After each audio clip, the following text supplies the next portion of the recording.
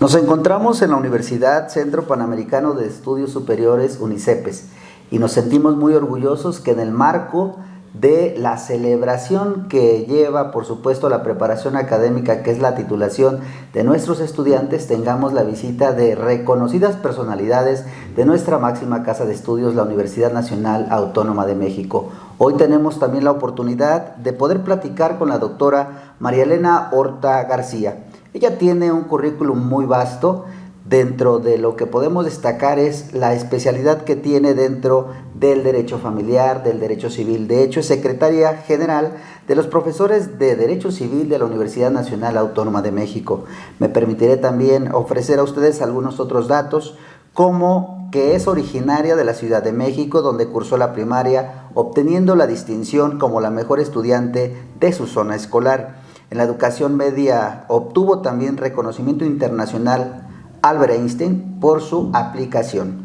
Ella es licenciada con mención honorífica de la UNAM, toda su carrera desde luego dentro de nuestra máxima casa de estudios mexicana.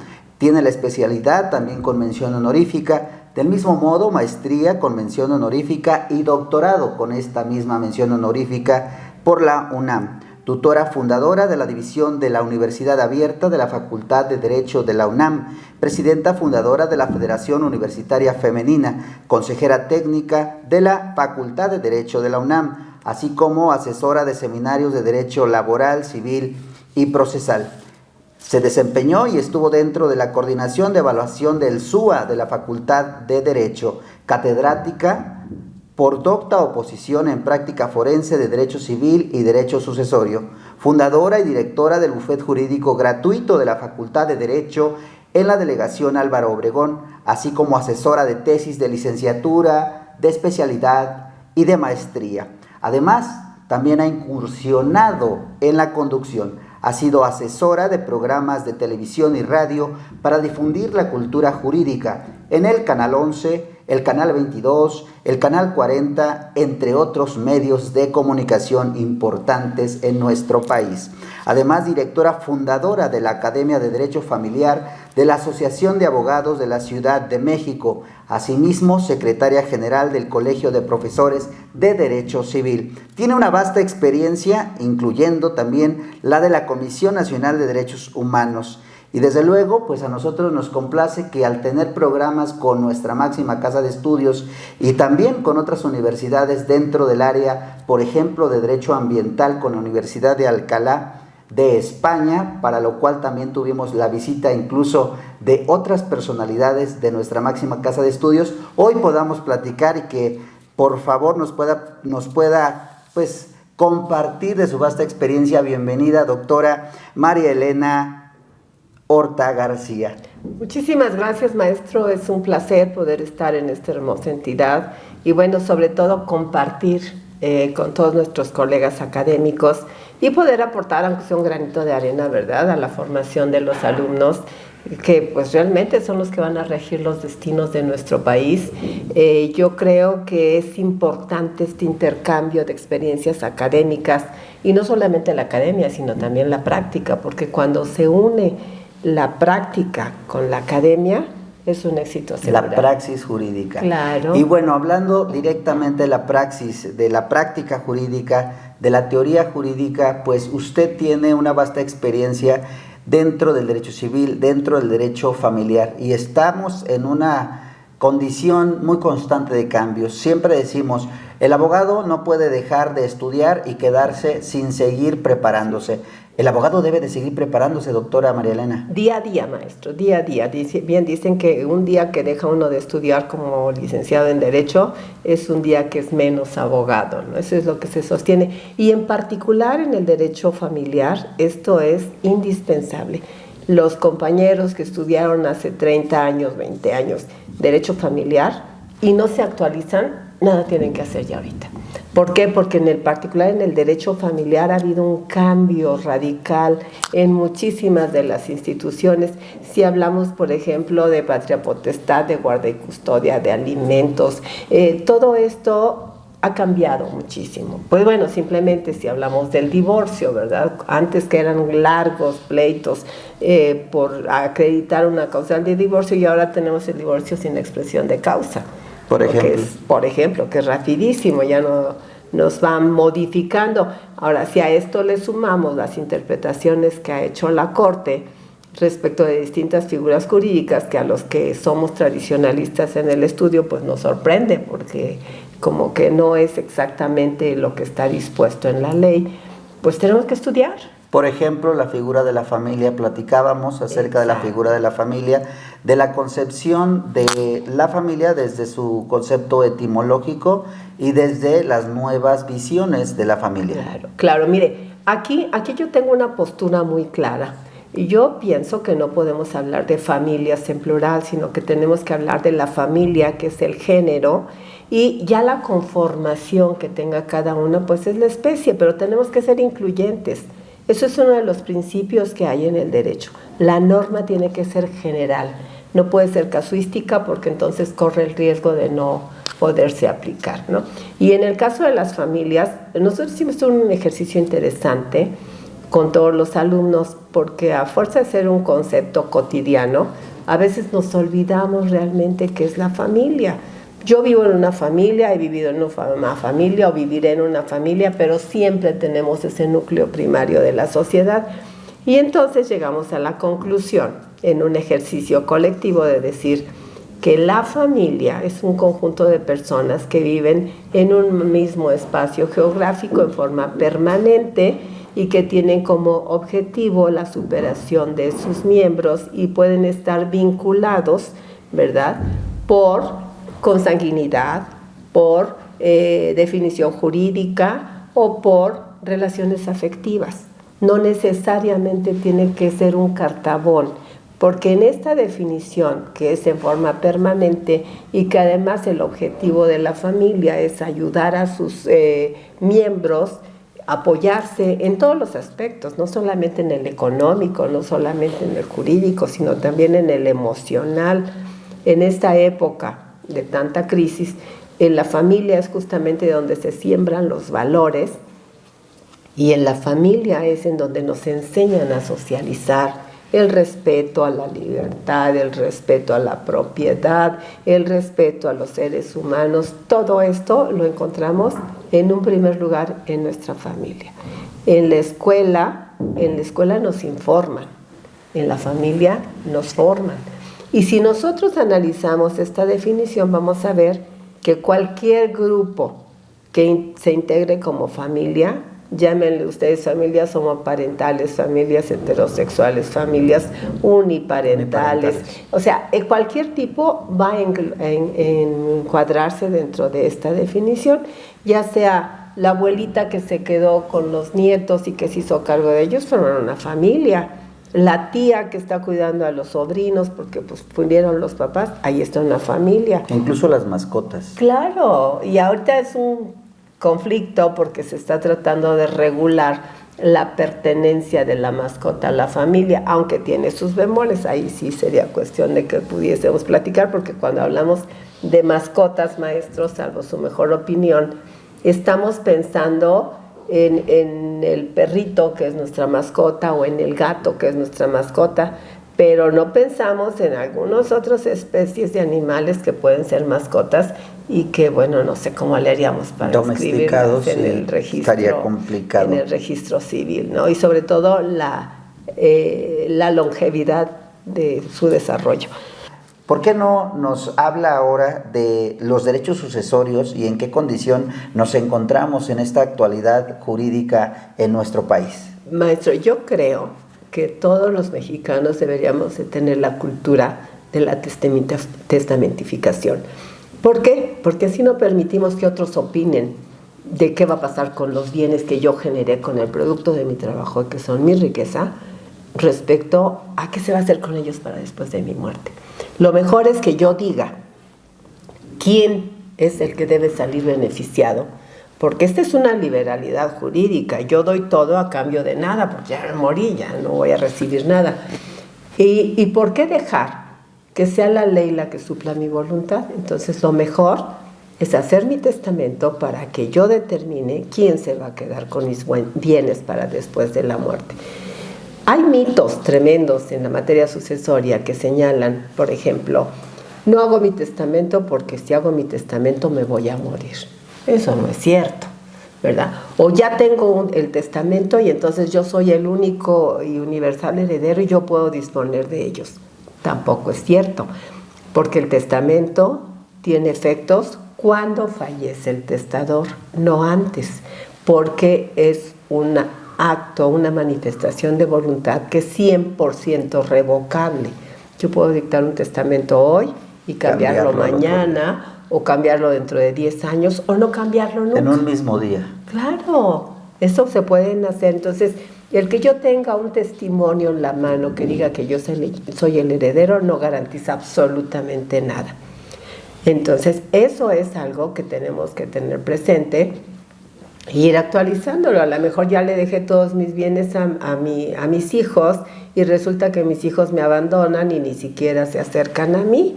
Pues puedo cambiarlo a favor de mi sobrino, que es el que está todos los días ahí pendiente de si como o no como o qué es lo que me pasa. Y eso, en México hay libre testamentificación, yo puedo disponer de la totalidad de mis bienes en favor de quien yo quiera. La única limitación en un momento determinado sería si tengo obligaciones alimentarias.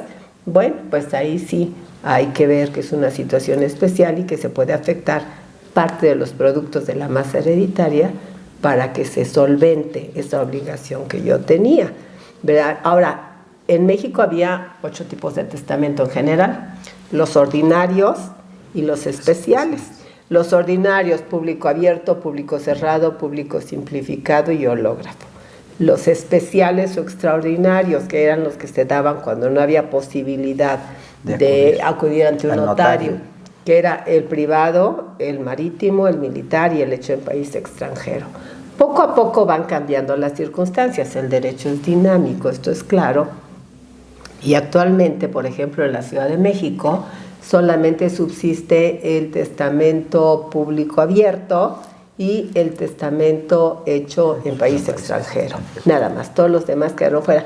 Pero el hecho de que en la Ciudad de México estén regulados así no quiere decir que en todo el territorio nacional suceda lo mismo, porque la materia de sucesión mortis causa es regulatoria en el ámbito estatal. Cada estado de la República tiene su propia regulación. Sus propios códigos. Sí, sus propias disposiciones, y hay muchos estados de la República en donde todavía subsisten estos 8 tipos de testamentos. Y además tenemos que agregarle también a las disposiciones testamentarias contenidas en leyes especiales, correcto, como es la legislación bancaria, como es la legislación laboral, la legislación agraria, seguros y fianzas, que tienen disposiciones respecto de qué va a pasar con los saberes que hay en esto a favor del decuyus, a quién se le van a entregar. Normalmente el decuyus decide, ¿quién? Nombra un beneficiario y pues eso no se toca, ¿no? Entonces, por eso es importante, yo creo, que nosotros dictemos nuestro testamento, tengamos o no tengamos bienes. Hay algunos esfuerzos en los estados, como por ejemplo el que haya el mes del testamento. En el caso de Michoacán incluso no es un mes, se ha llevado a cabo un esfuerzo para que sean 2 meses, generalmente es el mes de septiembre.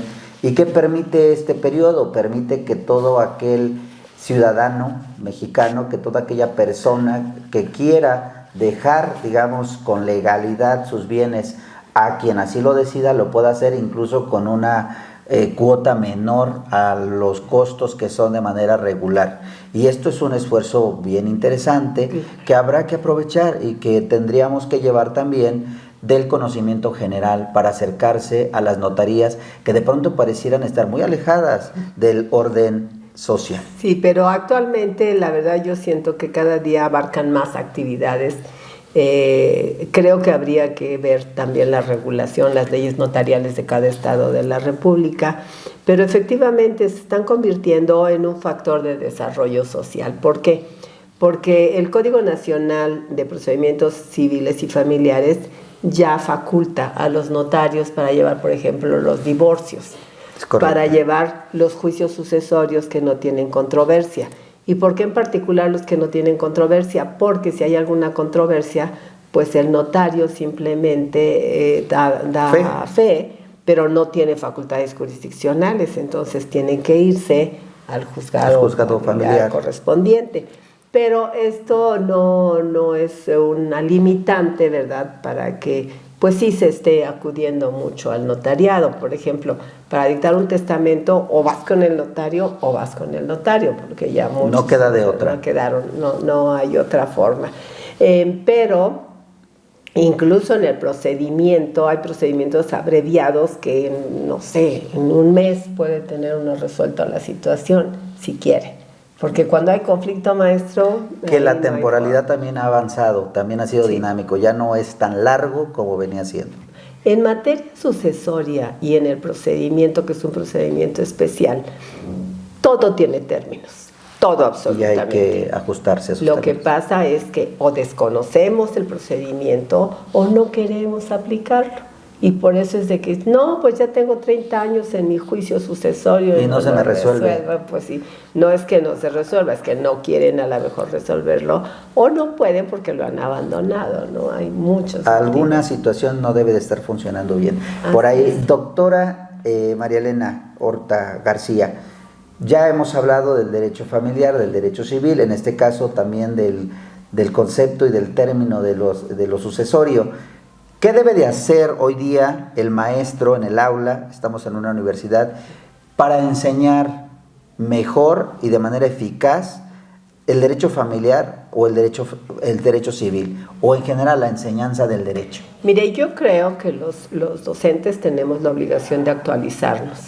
Yo acabo de terminar una maestría de educación por competencias, en donde ya entendí que no todos los alumnos son iguales y que además tenemos que combinar la teoría con la práctica. ¿Qué sucede si un alumno sabe las 20 teorías, ¿verdad?, que definen el patrimonio, por ejemplo, y no lo puede aplicar en la práctica? Eso es conocimiento que va al vacío. Muere. En cambio, si tiene un concepto de lo que es el patrimonio y sabe que es el conjunto de bienes, derechos y obligaciones que conforman una universalidad jurídica, que son susceptibles de valorarse en dinero, si entiende así las cosas, puede aplicarlo en la práctica, en los conflictos en materia de propiedad o en materia de las diversas formas de transmisión de la propiedad. Entonces se puede hacer perfectamente bien, pero si no toman conciencia del concepto, si no lo hacen suyo, el aprender es tomar el concepto, hacerlo mío y cambiar mi forma de ser. Y eso es lo que nosotros pretendemos en las aulas universitarias. Los nuevos paradigmas. Maestro. Exactamente. Que no me quede con la información dogmática, sino que analice, utilice mi inteligencia, utilice mi razón y llegue a una conclusión. El hecho de que un gran tratadista lo haya dicho no quiere decir que sea la verdad absoluta. Los tiempos cambian, las personas cambian, las circunstancias cambian, y entonces a lo mejor lo que fue muy efectivo para la sociedad del siglo XX, pues ahorita ya no es aplicable, ¿no? Entonces tenemos que cambiarlo de una forma u otra. Entonces, la primera, digamos, alternativa de la cual se tiene que apoyar el docente frente a grupo que está enseñando derecho es a que se actualice. Claro. Y que pueda conocer de pedagogía, porque en muchas ocasiones tenemos eruditos en las aulas que no conocen la pedagogía, que no tienen también, usted dice, acabo de estudiar competencias educativas, y nos volvemos a dar cuenta que el derecho tiene una amplia gama o ramas de apoyo para que el derecho pueda ser. Hablábamos de la psicología, de la economía, sí, de la administración en general. Y en ese sentido, ¿cómo ve, por ejemplo, el asunto de la manera en la cual se ha conducido la Suprema Corte? Ya hablamos de las condiciones en las que hoy nos encontramos, por ejemplo, para hablar de la paridad de género, por ejemplo, para hablar de las condiciones en las que se están dando las relaciones, que para algunos es una alerta, el asunto de separar los poderes, el poder judicial, desde luego, del poder ejecutivo. ¿Cómo ve en general un panorama de su área del derecho civil, del derecho familiar, doctora María Elena? Mire, yo creo que estamos viviendo un parteaguas, maestro, entre lo tradicional y la incorporación de los conceptos contenidos en el artículo 1 constitucional después de la reforma del 2011, ¿verdad? ¿Por qué? Pues porque para empezar con los términos, antes hablábamos de personas, de individuos y de garantías individuales. Hoy tenemos que hablar de seres humanos y de derechos humanos. O sea, ya empezando por la terminología, esto cambia muchísimo. Las cuestiones de juzgar con perspectiva de género, los conceptos fundamentales para ver todo lo que es la forma de proteger el interés superior de los niños menores de edad o de la niñez, como lo manejamos hoy, pues ya va cambiando muchísimo. Entonces, yo creo que el Estado moderno, al haberse establecido en una división de estos tres poderes que no siempre ha sido igual. Usted sabe que dentro del devenir histórico ha habido distintas formas de gobierno, pero yo creo que es una de las mejores, ¿no? Que cada quien dentro de su ámbito de competencia esté ejerciendo adecuadamente sus funciones. Cuando hay un equilibrio de poderes, maestro, yo creo que es cuando se da la democracia. ¿Qué es lo ideal? Exactamente. Si no hay equilibrio de poderes, si el Ejecutivo quiere entrar al ámbito jurisdiccional y ordenar lo que se hace, pues ya se perdió la autonomía, ya se perdió esa estabilidad que se está buscando. Y cuando el Poder Judicial, que es la Corte, por ejemplo, se dedica ya no a interpretar o a subsanar las deficiencias que pudiera tener la legislación, sino se pone a emitir leyes prácticamente, porque que tampoco eso funciona. Pues no funciona, por supuesto, cada uno tiene su distinto ámbito de aplicación y lo mejor es mantener este equilibrio de poderes, no hay otra. Muy bien. Doctora, pues una pregunta yo creo que es obligada. Hoy día el tema de los derechos de las mujeres nos ha llevado a tener con mucha certeza una presidenta a la vista de las y los mexicanos, una mujer presidenta. Hemos visto que usted ha estado en cargos de dirección. No quisiera yo meterme en embrollos de conceptos de poder, sino de autoridad. Y en esta situación, pues, ¿cómo ve la participación de las mujeres jóvenes que hoy estudian Derecho y que también se encuentran en otras áreas de autoridad? Sí, mire, la transversalización del conocimiento pues es algo que ya tenemos en todas las áreas. Yo le puedo platicar, maestro, cuando yo estudié Derecho, éramos 5 mujeres y 50 varones. Entonces, era una carrera que decían que era de hombres. Y yo recuerdo que mi mamá me decía, hijita, no estudies eso es para los varones, tú vete a estudiar, no sé, sé maestra, sé enfermera, otra cosa que se llama acorde. Yo decía, no, ¿por qué? Pues si a mí se me ocurre ser ingeniera, voy a ser ingeniera. El romper esa mentalidad ha sido lo más difícil, maestro, pero creo que ya lo logramos. Ahora la cuestión es mantener el equilibrio, porque a veces nos vamos hasta el otro lado, pero en una forma muy profunda, y en lugar de buscar la igualdad y la paridad, que es lo que estamos buscando, nos vamos a otro lado. Yo creo que esta renovación del Poder Ejecutivo Federal, en donde ya se vislumbra la presencia de una dirigente femenina, es muy positiva para toda la sociedad. Y se está reflejando en todos los ámbitos, maestro.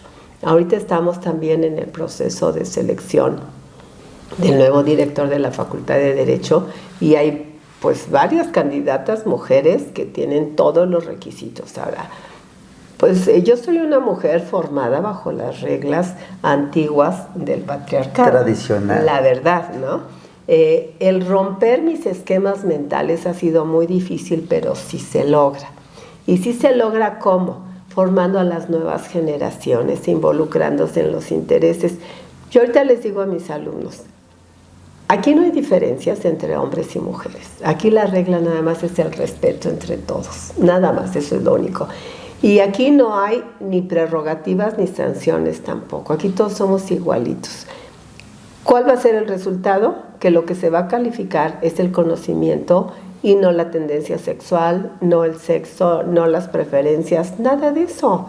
No porque un chico me venga con vestido de dama o una niña me venga vestida con traje de varón, yo voy a juzgar sus conocimientos. Aquí hay un respeto total y es la única forma en cómo se puede resolver. Ahora, si a ese respeto le agregamos el cumplimiento de nuestros deberes, que eso es lo que se nos olvida, maestro, mucho mejor. Entonces ya tenemos la fórmula para mantener una sociedad sana, que es lo que nos hace falta en este momento.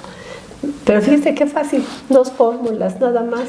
De hecho, bueno, yo lo pensaba también porque tenemos a nuestra presidenta de la Suprema Corte de Justicia de la Nación, histórico, la ministra Norma Piña, sí. Y en ese sentido, pues que las mujeres sientan y sepamos todos que ya no hay una profesión para que se tenga que etiquetar a uno o al otro o al otro, como se está ahora también manejando, sino que hay estas libertades que nuestra ley suprema, que nuestra Constitución establece.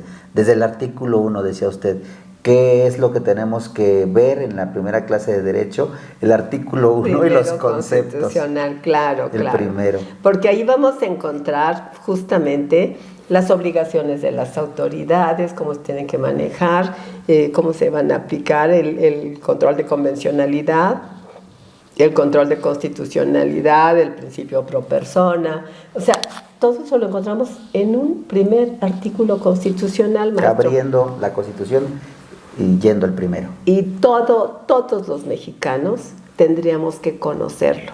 ¿Para qué? Para que se aplique y para que se exija su cumplimiento. En la medida en que se incremente la cultura de la defensa de los derechos humanos y que se incremente la cultura de la denuncia, si yo sufro de alguna arbitrariedad, no quedarme con ella, sino exteriorizarla ante las autoridades competentes. Dicen, ¿para qué si no me hacen caso? Pues porque a lo mejor no le hacen caso a uno, pero cuando ya sean 100, colectivo, ya va a cambiar. Y también aquí entran los famosos intereses colectivos, claro, ¿verdad? Y los intereses individuales. Realmente hablar de derecho, maestro, es apasionante. Y da para mucho tiempo. Sí. Doctora María Elena Horta García, agradecerle enormemente, decirle que nos pueda ofrecer un mensaje para la comunidad estudiantil de la Universidad Centro Panamericano de Estudios Superiores de Zitácuaro, Michoacán, también con presencia en Morelia, Michoacán. Y bueno, para toda la gente que nos sigue a través de las redes sociales hoy en todo el mundo, que pueda usted compartirnos, doctora. Claro que sí, maestro, con muchísimo gusto. Debo decirles que ha sido muy satisfactorio para mí el estar aquí en esta Universidad Centro Panamericano de Estudios Superiores, con la representación de mi alma mater, que es la Universidad Nacional Autónoma de México. Créanme que yo amo a mi universidad porque me ha dado lo mejor que tengo en la vida, que es mi formación profesional, que es mi familia, que es la seguridad económica con la que me desarrollo, gracias a las armas que me dio mi universidad. Y lo que yo les puedo decir a los jóvenes que están en formación en esta universidad es, si lo pueden imaginar, lo pueden lograr. Lo pueden lograr, ¿por qué? Porque su imaginación es el límite.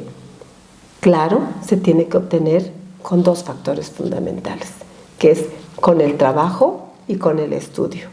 El trabajo y el estudio será lo único que los haga libres y que les permita un desarrollo completo para que como seres humanos sean felices, que es nuestro fin último. Doctora, pues muchas gracias. Yo soy Taide González Arias. Les recuerdo que el derecho es precisamente no apartarse del buen camino.